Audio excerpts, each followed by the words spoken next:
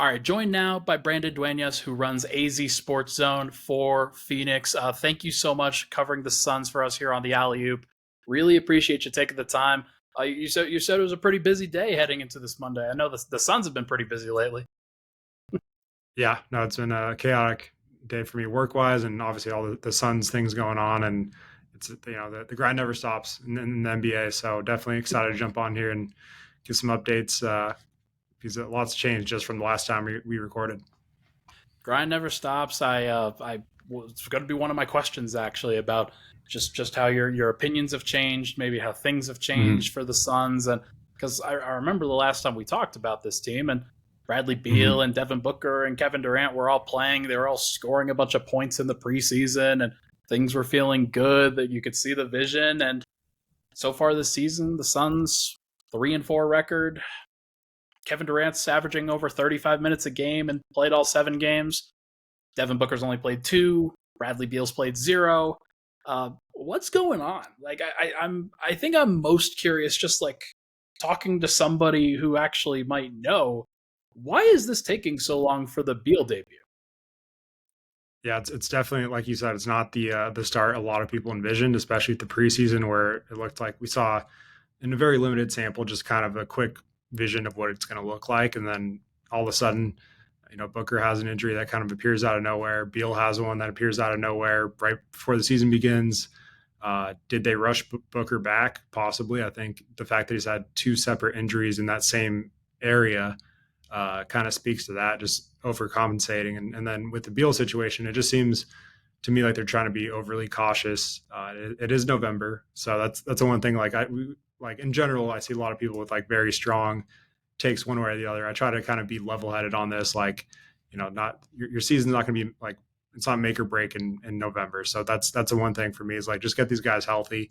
Obviously, they've had a couple losses that were right in their hands. Like they could very easily be sitting here with like 5 or 6 wins, but instead, they're still down 2 guys, and it seems like the sky is falling if you're on Suns Twitter right now, and I feel like I'm the voice of reason here, where it's like, we still have to see them. Like it's more of a if than when at this point. But if we get to see these 3 together, that's when you could really start to make your judgment of what they're going to look like come playoff time. But until then, it's just a bunch of hypotheticals, really. Yeah, I mean, I know the Clippers and the Nets, they've gotten labeled as the greatest hypothetical teams of all time. But if we never ever get to see Bradley Beal play, then that moniker might change here.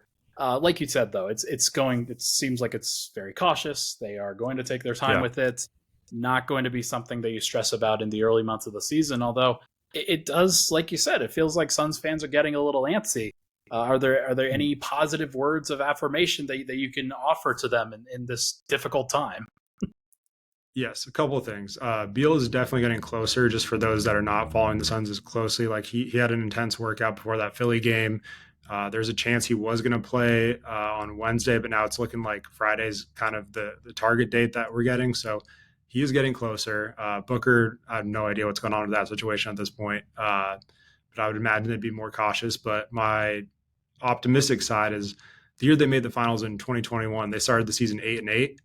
And the year that the Mavericks blew them out in the second round, they didn't lose in November. So I don't think November really, like early season, doesn't really have any correlation. Obviously, you want to see them play and get those reps. I think it's important. I'm not trying to belittle that. And I think seeding is very important too. Like you don't want to face Denver in the second round. And you want to try to get as high of a seed as you can to avoid some like unfavorable playoff matchups. But at the same time, like I'm not going to get too worried about a slow start as long as we could just get to see that big 3. Because like you said, if we never get to see it, then it's just gonna, that'd be the most Suns thing ever, and we would never live it down. So hopefully in the near future, Shams just said like 7 to 10 days is kind of the timeline for Booker and Beal to both return. So we'll see. Well, it's a good thing that the Suns have never had any injury issues in their franchise history, like ever when it comes Ever. to Nope. the playoffs. I just Never. never had anything go wrong with the injury issues. Yep. No hip checks either. Nothing. Like there's Mm, nothing. nothing there. But hey, I mean, positive vibes, hopefully, from Shams. So you get a week, Yep. maybe 10 days of waiting to see those guys come back. And once they do come back, I think people still have faith in this group being really, really talented, really, really good. I was really impressed with the defense at the beginning of the year, just those first couple of games. Things have kind of fallen by the wayside, and I think that Spurs back to back, not back, but like 2 games in a row, was kind of Yeah. a watershed moment in terms of how far this team has to go on the defensive end. How do you think they have handled the early season adversity in your mind?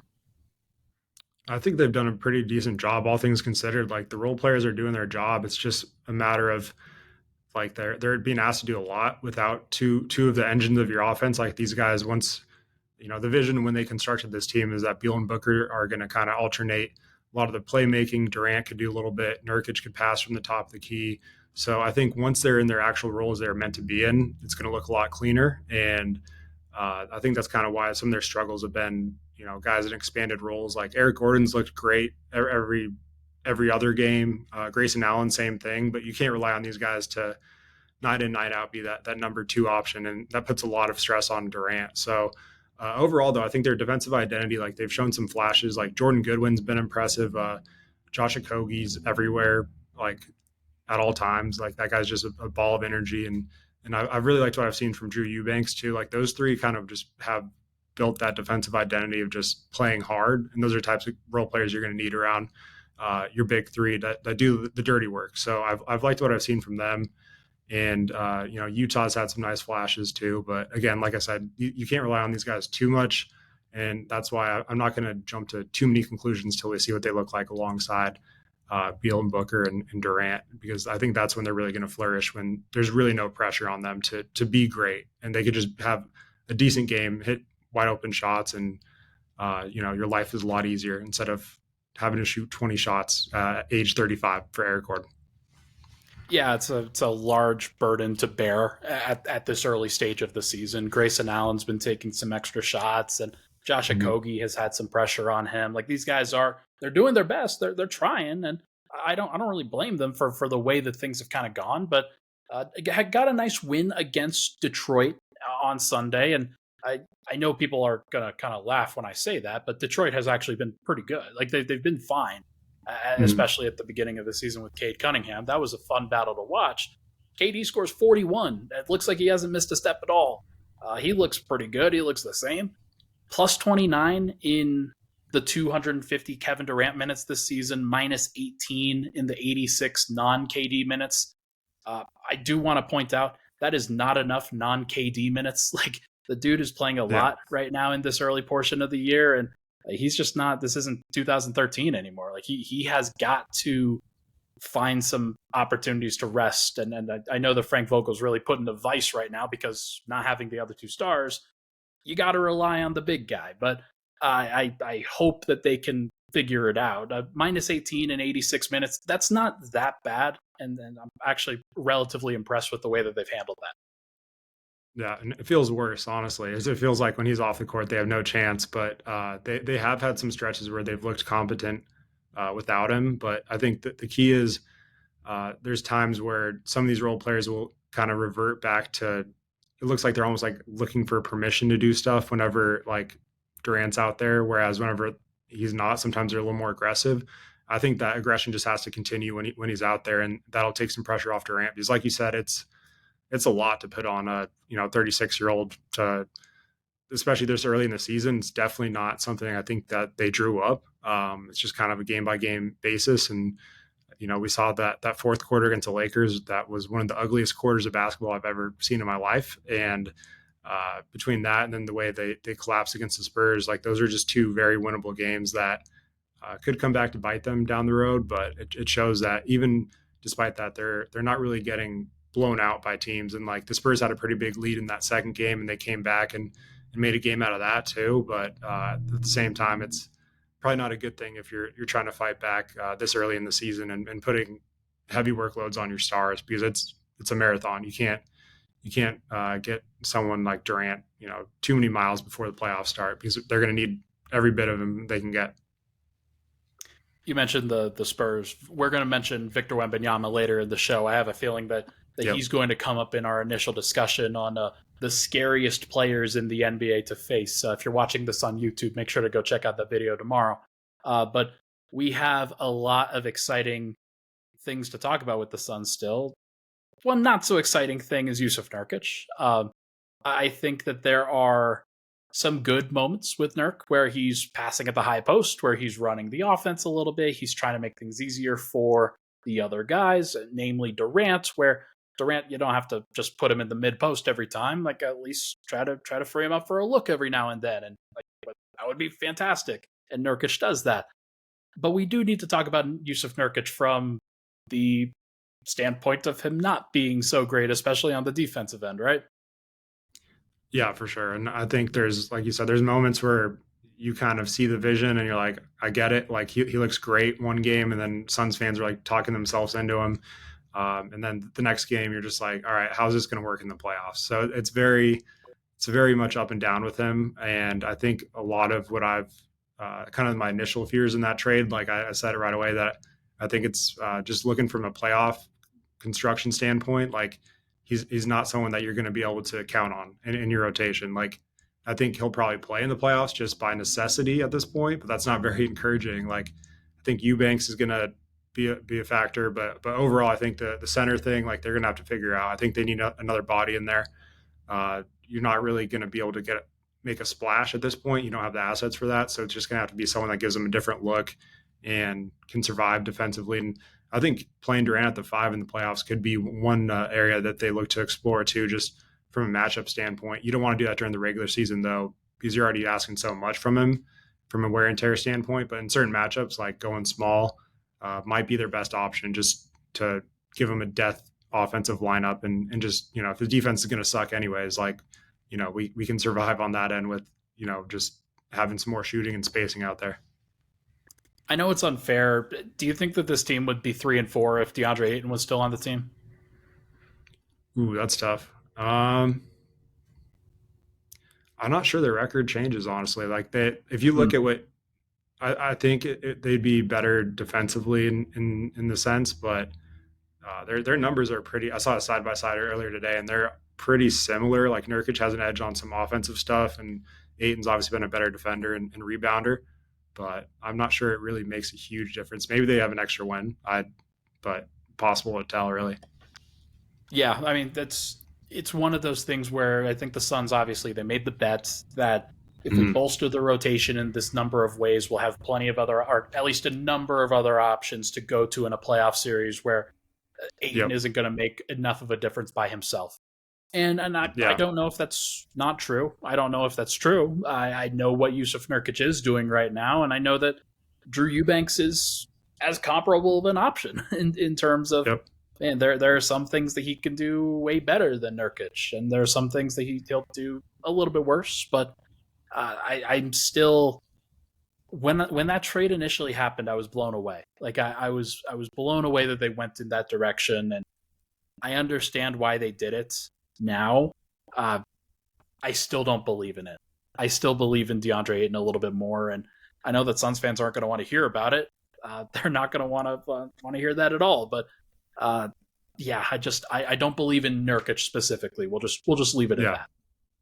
Yeah, no, I think a lot of Suns fans are kind of in agreement with you, but it was just the relationship part that would just seem like the bridge was just burned to the point where we just kind of had to cut ties. That's ultimately what it felt like, at least. And I think Grayson Allen was also a big part of that trade, where, especially now with Booker and Beal missing time, like that's another thing to factor in, and like what they'd look like if they didn't make that deal, because that it helped improve their depth. And I think Allen could play some playoff minutes. I'm not sure if he's a lock to be a playoff guy yet, but he's definitely looked, he's had some flashes where he's looked really good.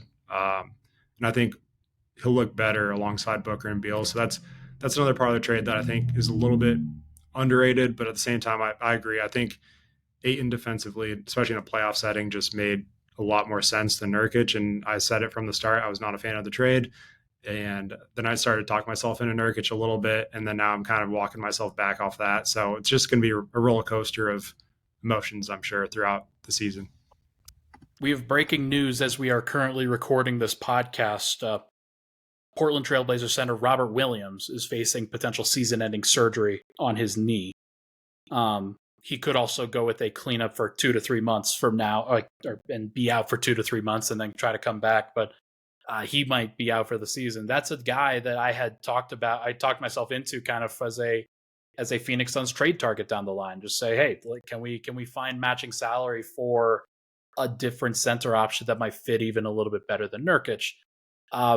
So that's a completely separate topic, completely separate thing. We'll probably revisit this kind of topic when the trade deadline gets a little bit closer. But I do think that there will be some other names that get thrown out there when it comes to Phoenix Suns center trade targets. Because while you did mention going Kevin Durant at the 5, there is, I think, there should be some hesitancy, especially in a matchup against the Nuggets. But more so putting those extra miles on KD. You don't want to do that in the regular season at all, if at all possible. Exactly. So, I think center is definitely sorry. I was just going to say, I think that's definitely something down the road that will 100% pop up at the trade deadline. They'll probably be active. So that's a good call. Williams would have been great. So check that one off. Yeah, it's too bad. That dude has been he's been cursed by bad knees.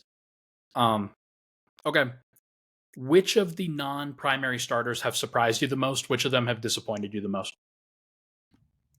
I would say at this point, it's tough because it's almost like a rotating door of like being impressed by one guy and then the next day he kind of lets you down a little bit. But I would say, I think Eubanks, I'm a believer in terms of just he hasn't done anything like out of the like anything extraordinary, I would say at this point. But he looks playable. He plays very hard.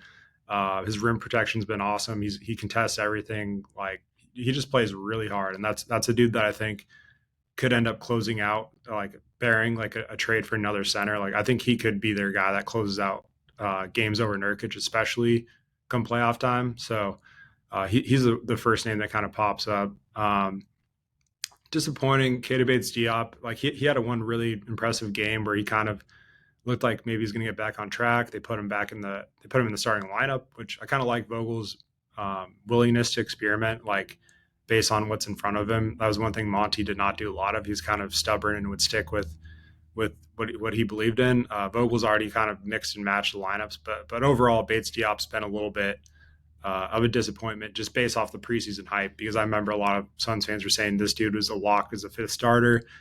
He was the best signing of the offseason. Like Hollinger and a few other like reporters were just hyping it up too. So just relative to public expectation, I would say Bates-Diop's been the most disappointing, but he's also shown a couple of flashes that I think he could definitely be a contributor. It's just a matter of getting consistent at this point. Yeah, it's completely fair. That's I think the problem with signing a bunch of minimum guys in general is just that is the rotating door of production. That is kind of what you sign up for in that particular case. And it has to be kind of built into the expectations for these guys. And hopefully one of them or two of them kind of pop by the end of the year. That was always the vision, but early returns, not necessarily great for Bates-Diop, obviously. Eubanks, see what happens. And then maybe he's a guy that can close out a playoff game. But that should be interesting to track. Yuta Watanabe is obviously somebody who's hyped up a little bit. Eric Gordon is obviously, like, I don't even count him like in this particular discussion because he's kind of elevated above that, I'd say. Like he's going to be in the rotation pretty much every night. Yeah, that's why I excluded him too. Is like you kind of know what he is at this point, and like he just had a great game against Detroit, 21-8-5 with only one turnover, like playing a lot of point. So he's definitely a part of their playoff rotation. So I'll take that, but everything else is kind of a mystery box. Final question here on the Suns. Wednesday night, they'll face the Chicago Bulls on the road. Friday night, though, in-season tournament matchup against the Los Angeles Lakers. Just your general impressions of the tournament so far and that kind of matchup.